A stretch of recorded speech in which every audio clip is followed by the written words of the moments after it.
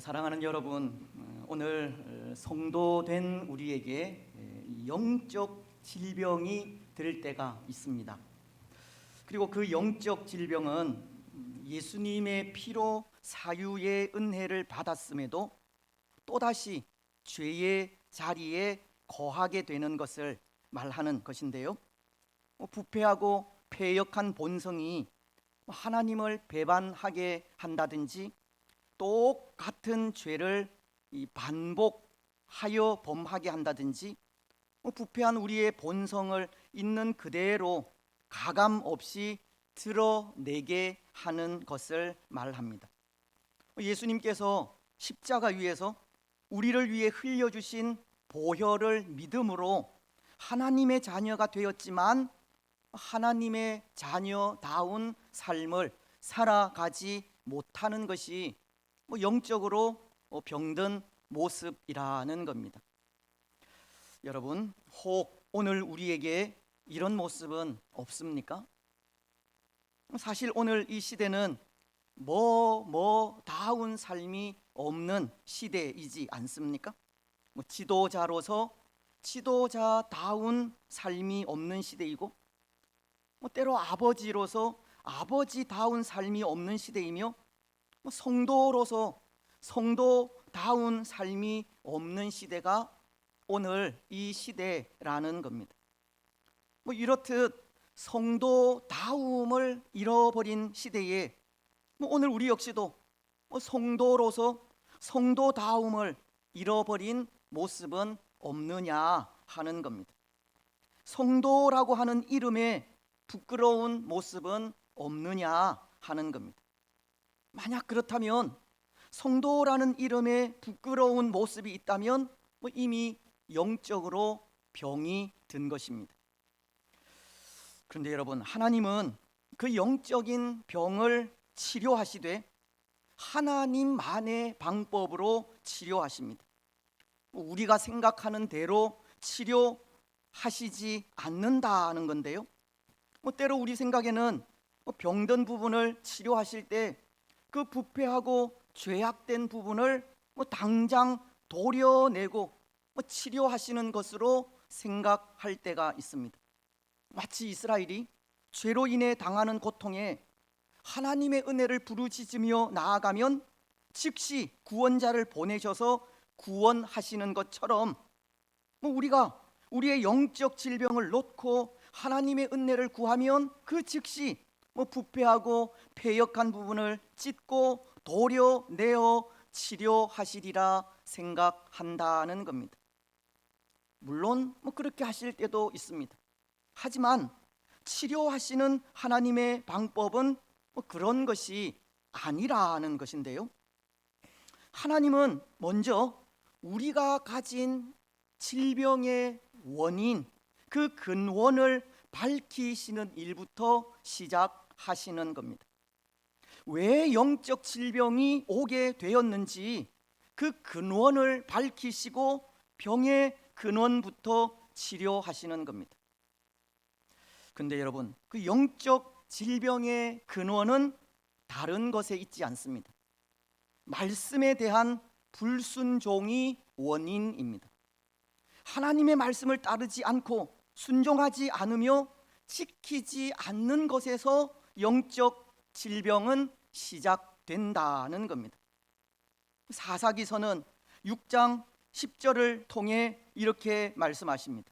내가 또 너희에게 이르기를 나는 너희 하나님 여호와이니 너희가 거주하는 아모리 사람의 땅의 신들을 두려워하지 말라 하였으나 너희가 내 목소리를 듣지 아니하였느니라 하셨다 하니라.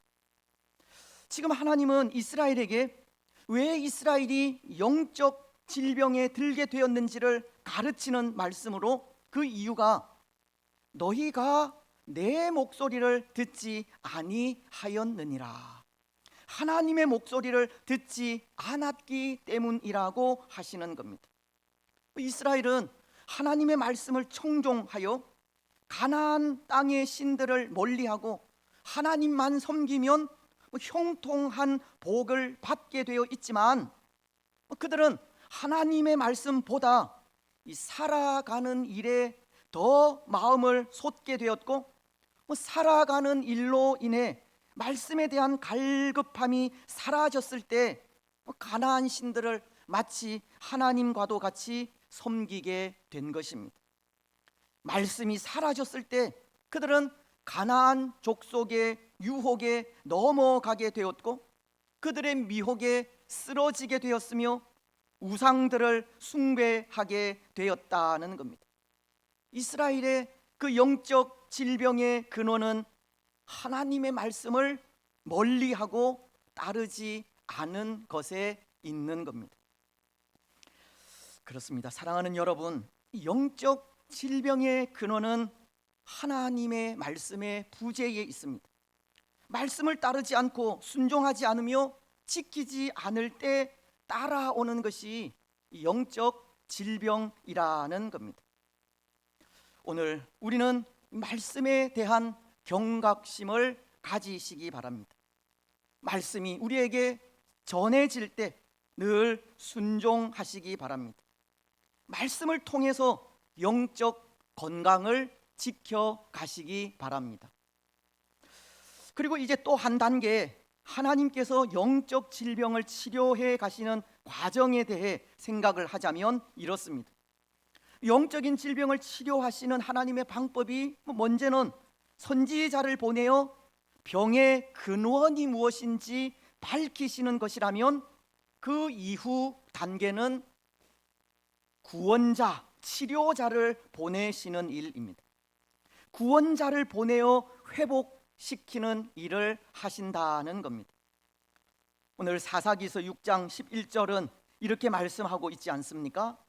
여호와의 사자가 아비에셀 사람 요아스에게 속한 오브라에 이르러 상수리 나무 아래에 앉으니라. 마침 요아스의 아들 기드온이 미디안 사람에게 알리지 아니하려 하여 밀을 포도주 틀에서 타작하더니, 이 영적 질병에 든 이스라엘에게 하나님은 한 선지자를 보내셔서 이 병의 근원을 밝히시고 다시금 말씀 안으로 돌아오게 하신 이후, 이제는 한 구원자, 즉 사사를 세우셔서 적들로부터 이스라엘을 구원하심으로 그들의 질병을 온전히 치료하시는 겁니다. 때로 우리는 우리가 가진 영적 질병이 당장 치료되어 해결받기를 원하지만, 하나님의 방법은 병의 근원부터 밝혀 제거하시는 것이고, 그 이후 구원자인 사사를 보내셔서 온전히 회복하신다는 것을 가르치는 겁니다. 그래서 오늘 하나님께서 영적 질병에 든 이스라엘을 위해 세우신 또 한 사람의 사사가 아비에셀 사람 요아스의 아들인 기드온이라고 가르치고 있는 겁니다. 여러분, 그렇다면 오늘 우리는 하나님께서 세우신 이 사사 기드온이 어떤 사람인지 자세히 알 필요가 있지 않겠습니까? 오늘 히브리서에도 믿음의 사람 중 한 사람으로 그를 추천하고도 있듯이, 과연 기드온이 구원자로서 고통 중에 있는 이스라엘을 구원할 수 있는 사람인지, 이스라엘의 회복을 믿고 맡겨도 될 만한 사람인지 자세히 알 필요가 있다는 겁니다. 여러분, 어떻습니까? 기드온이 사사로서 이스라엘의 구원을 책임질 만한 사람처럼 보이십니까? 저는 그렇게 보이지 않습니다. 믿고 신뢰하며 따를 수 있는 사람 같지 않다는 겁니다. 왜냐하면 그에게는 믿고 신뢰할 만한 당당함이나 용맹스러움이 없는 것 같기 때문입니다. 적어도 사사로서 이스라엘을 구원할 자라면 그만큼 신뢰를 주어야 하고 적 앞에 당당함을 보여야 하지만, 그렇지가 않기 때문이라는 겁니다. 때로 사사기서 4장이 말씀하고 있는 이 드보라라는 사사는 비록 여인이지만 당시 철병거를 가진 가나안 왕 야빈 앞에서 당당하지 않았습니까? 사사기서 4장 14절은 이렇게 말씀하고 있기 때문입니다. 드보라가 바락에게 이르되 일어나라, 이는 여호와께서 시스라를 내 손에 넘겨주신 날이라. 여호와께서 너의 앞서 나아가지 아니하시느냐 하는지라. 드보라는 비록 여사사이지만 적 앞에 담대함과 당당함과 용맹스러움을 보인 겁니다. 하지만 오늘 이 기드온은 그렇지가 않다는 것인데요. 먼저 11절은 하반절을 통해 이런 모습을 보이고 있기 때문입니다. 마침 요아스의 아들 기드온이 미디안 사람에게 알리지 아니하려 하여 밀을 포도주 틀에서 타작하더니, 지금 기드온은 적인 미디안 군사들에게 이 두려움을 느끼고 있는 모습입니다. 사실 미디안 군사들은 이스라엘이 곡식을 파종할 때가 되면 메뚜기 떼와도 같이 올라와서 모든 곡식을 다 빼앗아 가곤 했었는데요. 지금 기드온은 그런 미디안의 침략에 숨어서 보리를 타작하고 있는 겁니다. 그는 당당하지도 용맹스럽지도 못한 모습을 보이고 있다는 겁니다. 기드온은 하나님에 의해 사사로 부름을 받은 사람이라면 당당하게 민족을 위해 큰 꿈을 품고 미래를 고민하는 그런 모습을 보여야 하지만 그런 모습을 보이기는커녕 곡식을 빼앗기지 않으려고 포도주 틀에서 숨어 타작하는 참 옹졸한 모습을 보이고 있는 겁니다. 여러분, 이런 사람에게 이스라엘의 구원을 믿고 맡길 수 있겠습니까? 적 앞에 당당하지도 담대하지도 용맹스럽지도 못한 기드온을 어떻게 믿고 이스라엘을 맡길 수 있겠습니까? 과연 이런 사람이 구원자로서 이스라엘의 회복을 위해 온전히 일할 수 있겠느냐는 겁니다. 저는 이 기드온이라는 사람이 자기 자신의 안위만을 위하는 그런 사람으로 밖에 보이지 않습니다. 적을 피해 숨어서 자기 양식만을 구하는 이런 사람에게 도저히 이스라엘의 운명을 맡길 수 없다는 겁니다. 때로 하나님은 사람을 보시기에 너무나도 잘못 보신 것이 아닌가 생각 들기도 합니다. 더군다나 하나님은 기드온에 대해 우리의 평가와는 너무나도 다른 평가를 하기도 하십니다. 12절을 통해 자기의 안위만을 구하는 기드온을 향해 큰 용사라고 불러주시기 때문입니다. 여호와의 사자가 기드온에게 나타나 이르되 큰 용사여, 여호와께서 너와 함께 계시도다. 우리 생각에 너무나도 옹졸한 기드온을 향해 하나님은 큰 용사라고 불러주시는 겁니다. 저는 이 말씀을 묵상하면서 이런 생각을 해보았습니다. 하나님께서 이스라엘의 완전한 회복을 위해 구원자를 세우기는 하시지만 그동안 이 이스라엘이 하나님의 마음을 너무나도 아프게 하였기에 이런 용감하지 못한 사람을 구원자로 세우셔서 이스라엘을 힘들게 하시려는 것이 아닐까, 그런 생각이 들기도 했습니다. 하지만 하나님의 속성상 하나님은 사람이 가진 속성과는 달리 인생의 나약함을 탓하거나 복수를 하시거나 상처를 주시는 분이 아님을 생각할 때 분명 또 다른 뜻이 있으리라는 생각도 하게 되었는데요. 하나님께서 이 기드온이라는 사람을 잘못 보신 것이 아니라 오늘 우리가 이 기드온에 대해 잘못 생각하고 있는 것이 아닐까 생각하게 되었다는 겁니다. 그렇습니다. 하나님은 절대 시건하지 않는 분이시고 후회하지 않는 분으로서 후회하실 만한 사람을 세우실 리가 없습니다. 민수기서 23장은 19절을 통해 하나님에 대해 이렇게 말씀하십니다. 하나님은 사람이 아니시니 거짓말을 하지 않으시고 인생이 아니시니 후회가 없으시도다. 어찌 그 말씀하신 바를 행하지 않으시며 하신 말씀을 실행하지 않으시랴. 하나님께서 하시는 일은 실수도 잘못도 없다는 겁니다. 후회도 없으시다는 겁니다. 전적으로 우리 사람이 잘못 생각하고 잘못 판단한 것입니다. 오늘 기도원에 대해서 오늘 우리가 잘못 보고 있는 것이라는 겁니다.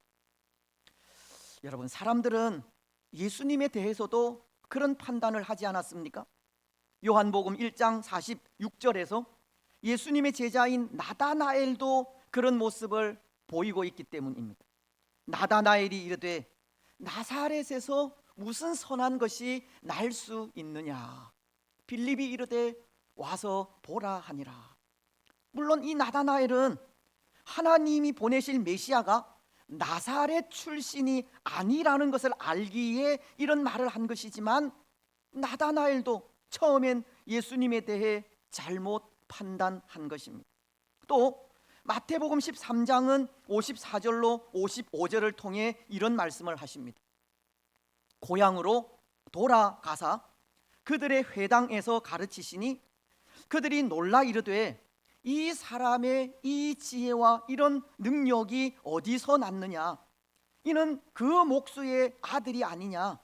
그 어머니는 마리아, 그 형제들은 야고보, 요셉, 시몬, 유다라 하지 않느냐. 예수님의 고향 사람들도 예수님을 단지 목수의 아들로만 보는 이 잘못된 판단을 하고 있는 겁니다. 그래서 이사야 선지자는 예수님에 대해 이사야서 53장 3절을 통해 이런 결론을 내리게 됩니다. 그는 멸시를 받아 사람들에게 버림받았으며 간고를 많이 겪었으며 질고를 아는 자라. 마치 사람들이 그에게서 얼굴을 가리는 것 같이 멸시를 당하였고 우리도 그를 귀히 여기지 아니하였도다. 사람들은 예수님을 잘못 보고 그리스도로 믿지 않았다는 겁니다. 하지만 하나님은 사람들이 잘못 판단한 예수님을 주와 그리스도가 되게 하셨습니다. 사도행전은 2장 36절을 통해 이렇게 말씀하시기 때문입니다. 그런즉 이스라엘 온 집은 확실히 알지니 너희가 십자가에 못 박은 이 예수를 하나님이 주와 그리스도가 되게 하셨느니라 하니라. 때로 사람들은 예수님을 잘못 판단하여 예수님이 주와 그리스도이심을 믿지 않았지만 하나님은 예수님을 주와 그리스도가 되게 하신 겁니다. 구원자가 되게 하셨다는 겁니다. 여러분, 오늘 하나님은 기드온도 이스라엘의 구원자로 보내신 겁니다. 비록 사람들이 보기에는 당당하지도 담대하지도 용맹스럽지도 못하여 큰 용사로 보지 않았지만 하나님은 그를 큰 용사로 여기시고 이스라엘을 구원할 사사로 부르시게 된 겁니다. 왜냐하면 하나님은 사람의 중심을 보시는 분이고 기드온은 그 중심이 하나님 보시기에 좋았기 때문입니다. 여러분, 그렇다면 오늘 하나님께서 보신 이 기드온의 중심은 무엇이겠습니까? 하나님은 기드온의 어떤 모습을 보셨겠습니까? 때로 우리는 기드온에 대해 그 겉 모양만을 보고 참 성급하게 옹졸한 사람이라 판단하였지만, 하나님은 기드온을 큰 용사라 불러주시고 사사로 세우시기까지 그는 어떤 중심을 가지고 있습니까? 세 가지로 그것을 생각해 볼 수 있을 것 같은데요. 첫 번째, 기드온은 하나님의 말씀을 항상 그 마음 속에 담고 살았다는 것 때문입니다. 오늘 13절은 기드온에게 큰 용사라 불러주시는 하나님의 사자에게 어쩌면 기드온이 불평하는 모습을 보입니다. 말씀은 이렇게 기록하기 때문입니다. 기드온이 그에게 대답하되, 오 나의 주여, 여호와께서 우리와 함께 계시면 어찌하여 이 모든 일이 우리에게 일어났나이까? 또 우리 조상들이 일찍이 우리에게 이르기를 여호와께서 우리를 애굽에서 올라오게 하신 것이 아니냐 한 그 모든 이적이 어디에 있나이까? 이제 여호와께서 우리를 버리사 미디안의 손에 넘겨 주셨나이다 하니. 지금 기드온은 이런 말을 하고 있는 겁니다. 마치 여호와의 사자에게 불평하듯 하는 말이, 옛적에 우리 조상들이 애굽에서 나온 것은 하나님께서 놀라운 기적을 베풀어 주셨기 때문이 아니냐는 겁니다. 그런데 그렇게 우리 조상들을 도우신 하나님이 지금도 여전히 우리와 함께 계시다고 하면서 기적은커녕 미디안으로부터 이런 고통을 당하게 하시니, 이것이 어떻게 하나님께서 우리와 함께 하는 모습이냐라고 하는 말인 것입니다. 하나님께서 우리와 함께 하신다면 과거 우리 조상들을 도우셨던 것처럼 지금도 그렇게 변함없이 우리를 도우셔야 하는 것이 아니냐 하는 것이 기드온의 불평 섞인 말이라는 겁니다. 근데 여러분, 기드온의 이 불평 같은 말에 귀를 기울여 보십시오. 지금 기드온의 불평은 과거 자기 조상에 대한 역사를 다 알고 있다는 뜻인데요, 그렇지 않습니까? 그 조상들이 애굽에서 나올 때 하나님께서 놀라운 기적을 베풀어 주셨기 때문에 출애굽이 가능하였다고 말하는 것입니다. 그래서 이 말은 그가 이스라엘의 과거에 대해서, 그 역사에 대해서 다 알고 있다는 것을 전해주는 겁니다. 다시 말씀을 드리면 하나님의 말씀을 익히 알고 있다는 겁니다. 근데 여러분, 이것이 교육을 통해서나 전래되어 내려오는 이야기를 통해서 알게 된 그런 내용이겠습니까? 저는 아니라 생각합니다. 기드온은 그 마음속에 항상 이스라엘의 역사, 즉 하나님의 말씀을 그 마음속에 담고 있었던 겁니다. 그는 늘 하나님의 말씀을 묵상하고 있었고 하나님의 말씀이 이루어지기를 기대하며 살아가고 있었던 겁니다. 그러기에 그는 하나님의 사자에게 하나님께서 우리와 함께 하신다고 하면서 어떻게 이런 고통을 줄 수 있느냐고 물을 수 있었던 겁니다. 그렇습니다. 사랑하는 여러분, 하나님은 하나님의 말씀을 마음에 담고 살아가는 사람들을 귀히 여기십니다. 하나님은 말씀의 사람들을 사용하신다는 겁니다. 하나님의 말씀을 묵상하고 그 말씀을 즐거워하면서 말씀이 이루어지기를 기대하며 사는 사람이 이 중심이 바른 사람이라는 겁니다. 여러분, 오늘 우리는 하나님의 말씀을 마음속에 담고 살아가시기 바랍니다. 하나님의 말씀을 묵상하는 것을 즐거워하시고 그 말씀이 이루어지기를 기대하며 살아가시기 바랍니다. 그래서 그 삶을 통해 하나님 앞에서 중심이 바른 사람, 하나님께 귀히 쓰임을 받는 주의 귀한 성도들이 되시기를 바랍니다. 이제 두 번째, 하나님께서 기드온을 큰 용사라 불러주시고 사사로 세우시기까지 그는 겸손한 사람이었습니다. 겸손한 사람이 바른 중심을 가진 사람이라는 건데요, 오늘 14절을 통해 여호와의 사자가 기드온에게 하나님께서 너를 이스라엘의 사사로 세우셨다고 하면서 미디안의 손에서 이스라엘을 구원하라라고 하자 기드온은 15절을 통해 이렇게 말하고 있습니다. 그러나 기드온이 그에게 대답하되 오 주여, 내가 무엇으로 이스라엘을 구원하리이까? 보소서, 나의 집은 므낫세 중에 극히 약하고 나는 내 아버지 집에서 가장 작은 자니이다 하니. 하나님께서 이 기드온에게 이스라엘의 사사로 세우셨다고 하자 기드온의 대답이 우리 집은 므낫세 지파 중에서도 가장 약하고 또한 나는 내 아버지 집에서 가장 작은 자라고 한 것입니다. 그래서 감히 이스라엘을 구원할 능력이 없다고 한 것입니다. 얼마나 겸손한 모습입니까?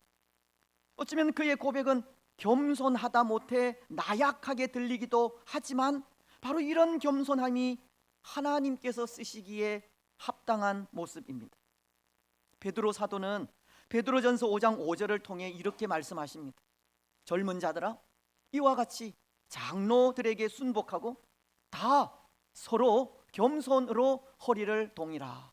하나님은 교만한 자를 대적하시되 겸손한 자에게는 은혜를 주시느니라. 하나님은 겸손한 자에게 은혜를 주신다고 합니다. 교만한 자에 대해선 오히려 대적하신다고 합니다. 오늘 기드온이 사사로 부름을 받은 것에는 그의 겸손함에 있다는 겁니다. 때로 그의 모습이 겸손하다 못해 나약하게도 보이지만 그런 모습을 하나님은 귀히 보시게 된 겁니다. 여러분, 우리는 사울 왕을 기억하지 않습니까? 그가 하나님께 버림받은 것을 기억하게 된다는 것인데요, 하나님은 사울 왕에 대해 이스라엘의 왕으로 세우신 것을 후회하시고 그 후에는 사울은 이스라엘 백성들의 요구에 의해 선택된 왕이었기에 사람들이 요구하여서 세워진 왕은 실패라는 것을 보여주는 것으로서 사울은 그 왕권을 빼앗겨 다윗에게 그 왕권을 넘겨주고 만 것입니다. 그런데 그 이유 중 하나가 사울의 교만함으로 인해서입니다. 그는 교만하여서 하나님의 말씀에 순종하지 않았고 그가 해서는 안 되는 제사장의 역할을 대신하기도 하였으며 하나님께서 그를 버리셨음에도 백성들 앞에 나를 좀 세워달라고 선지자인 사무엘에게 요구하기도 한 것입니다. 그의 그 교만이 하나님의 대적이 되게 하였고 하나님께로부터 버림을 받게 하였다는 겁니다. 하나님은 교만한 자를 물리치는 분이기 때문입니다. 사랑하는 여러분, 하나님 앞에 항상 겸손하시기 바랍니다. 교만이 행하여 하나님의 대적이 되지 마시기 바랍니다. 모든 일에 겸비하시고 우리 자신보다 하나님을 높이시기 바랍니다. 그래서 그 겸손함을 통해 중심이 바른 사람으로 하나님의 은혜 가운데 거하시기 바랍니다. 이제 마지막 세 번째, 하나님께서 기드온을 큰 용사로 불러주시고 사사로 세우시기까지 기드온은 하나님의 은혜를 간절히 구한 사람입니다. 하나님의 은혜를 사모한 사람입니다. 오늘 17절은 기드온이 여호와의 사자에게 은혜를 간구하는 모습을 볼 수 있는데요, 이렇게 간구합니다. 기드온이 그에게 대답하되 만일 내가 주께 은혜를 얻었사오면 나와 말씀하시니가 주 되시는 표징을 내게 보이소서. 기드온이 하나님의 은혜를 간구하며 나아가는 모습으로 만약 하나님께서 나를 사사로 부르셨다면 사사로 부르신 분이 정말 하나님이신지 그 징표를, 표징을 보여달라는 겁니다. 근데 여러분, 여기 사사로 부르신 분이 하나님이신 표징을 보여달라고 하는 것은 결국 하나님이 도우시는 은혜가 사사의 직분을 감당하게 한다는 고백입니다. 나를 부르신 분이 하나님이신 것을 확신하게 된다면 하나님께서 주시는 그런 능력으로 능히 사사의 직분을 감당할 수 있다는 겁니다. 하나님의 도우시는 은혜가 사사의 직분을 감당할 수 있게 한다는 겁니다. 오늘 기도는 나와 말씀하신 이가 주 되시는 표징을 보여달라고 하면서 하나님의 은혜를 간구하고 있는 것입니다. 그 은혜로 직분을 감당하겠다는 겁니다. 그렇습니다. 사랑하는 여러분, 하나님의 사람들은 하나님의 은혜로만 살아갈 수 있습니다. 하나님의 도우시는 은혜 없이는 할 수 있는 것이 아무것도 없는 존재입니다. 만약 하나님의 은혜가 없다면 하나님을 떠날 수밖에 없고 범죄할 수밖에 없으며 불순종할 수밖에 없는 존재가 우리들입니다. 요한복음은 15장 5절을 통해 이렇게 말씀하십니다. 나는 포도나무요 너희는 가지라. 그가 내 안에, 내가 그 안에 거하면 사람이 열매를 많이 맺나니 나를 떠나서는 너희가 아무것도 할 수 없음이라. 포도나무 가지인 우리는 포도나무이신 예수님을 떠나서는 아무것도 할 수 없는 겁니다. 나무를 떠난 가지는 양분을 받을 수 없어 죽을 수밖에 없기 때문입니다. 오늘 기도원이 하나님 되시는 표징을 구하는 것도 바로 거기에 있습니다. 하나님께로부터 나오는 은혜가 아니면 사사라는 직분은 무의미하다는 겁니다. 사사라는 직분도 하나님께서 인정하시고 도와주셔야지 감당할 수 있다는 고백인 것입니다. 이스라엘을 회복할 구원자로서 마치 하나님의 인치심과 도우시는 그런 은혜가 없다면 진정한 구원자가 될 수 없다는 겁니다. 여러분, 우리 예수님이 우리의 참된 구원자로 하나님께서 인정해 주시지 않았습니까? 요단 강가에서 예수님께서 세례 요한에 의해 세례를 받으실 때 하늘에서 이런 소리가 들렸기 때문입니다. 마태복음 3장 16절로 17절입니다. 예수께서 세례를 받으시고 곧 물에서 올라오실새 하늘이 열리고 하나님의 성령이 비둘기 같이 내려 자기 위에 임하심을 보시더니 하늘로부터 소리가 있어 말씀하시되 이는 내 사랑하는 아들이요 내 기뻐하는 자라 하시니라. 사랑하는 여러분, 오늘 우리도 하나님의 은혜가 절대적으로 필요합니다. 오늘날과도 같이 성도로서 성도다운 성도가 없고 교회가 교회로서 빛과 소금의 역할을 감당하지 못하는 시대에 하나님의 인정마저 받지 못한다면 교회인 우리는 정말 설 자리가 없기 때문입니다. 하나님께서 우리를 저버리시고 은혜를 주시지 않는다면 교회는 허물어질 수밖에 없습니다. 오늘 우리가 하나님의 은혜를 소망하며 나아가지 않는다면, 그래서 다시 한번 하나님의 은혜가 임하지 않는다면 교회로서 우리의 촛대는 다른 곳으로 옮겨질 수밖에 없는 겁니다. 여러분, 하나님의 은혜를 간절히 사모하시고 다시 한번 하나님의 인치심을 간구하시기 바랍니다. 다시 한번 교회로서의 사명을 감당할 수 있도록 하나님의 은혜를 구하며 나아가시기 바랍니다.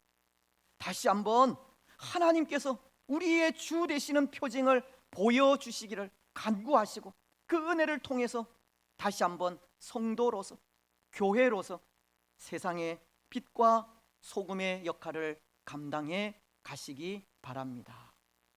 이제 말씀을 맺겠습니다. 사랑하는 여러분, 오늘 하나님은 범죄한 이스라엘을 구원하시면서 기드온이라는 사람을 사사로 세우시고 있습니다.